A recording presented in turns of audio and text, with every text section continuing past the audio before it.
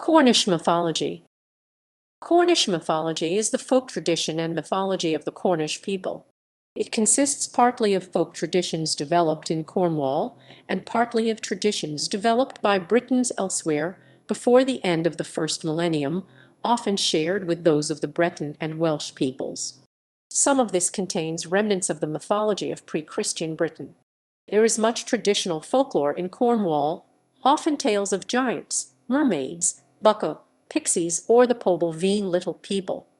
These are still popular today, with many events hosting a droll teller to tell the stories. Such myths and stories have found much publishing success, particularly in children's books. The fairy tale Jack the Giant Killer takes place in Cornwall.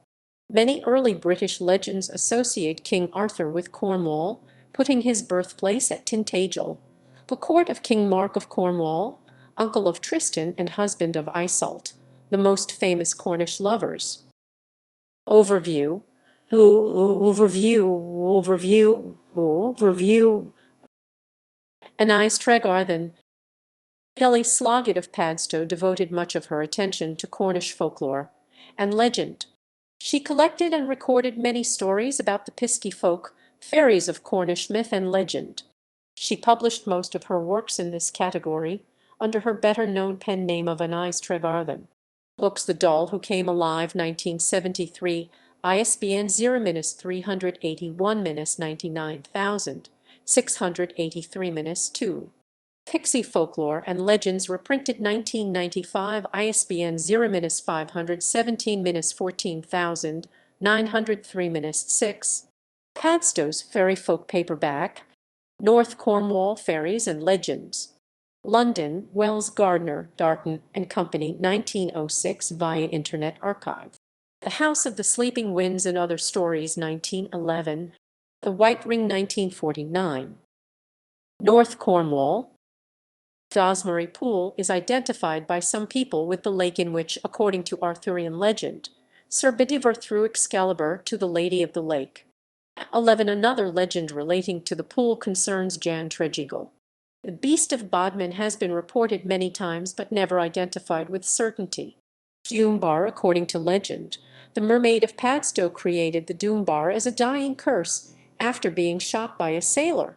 However, there are many different versions of the story, and the precise details are unclear.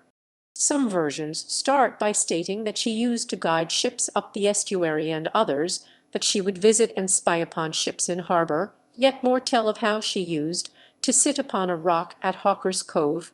She then met a man, and one fell in love with the other. One version explains that she was lovesick and tried to lure him beneath the waves, however he escaped by shooting her. Another version suggested the man, Tristan, fell in love with her and asked her to marry him, though she refused. In his rage he shot her. Another suggestion is that a fisherman, Tom Yeo, shot her because he thought she was a seal. The ending of the legend is generally similar.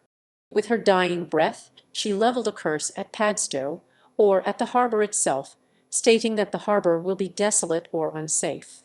With that, a great storm came, wrecking many boats and creating the great sand bank known as the Doom Bar. Penwith.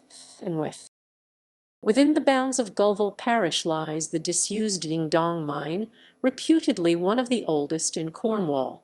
Popular local legend claims that Joseph of Arimathea, a tin trader, visited the mine and brought a young Jesus to address the miners, although there is no evidence to support this. At Zennor there is a legend of the mermaid of Zennor, and at Mousehole, Tom Bawcock is a legendary fisherman from the village who, according to legend, risked his life to go out and fish and managed to come back with enough fish to feed the village until the storm was over. All the fish was put into a big pie, and the pie called Stargazy Pie. The Merry Maidens' Stone Circle at St. Berrien. The local myth about the creation of the stones suggests that 19 maidens were turned into stone as punishment for dancing on a Sunday. Dan's mean translates as stone dance. The pipers, 2 megaliths some distance northeast of the circle, are said to be the petrified remains of the musicians who played for the dancers. A more detailed story explains why the pipers are so far from the maidens. Apparently, the two pipers heard the church clock in St. Verian strike midnight, realized they were breaking the Sabbath, and started to run up the hill away from the maidens, who carried on dancing without accompaniment.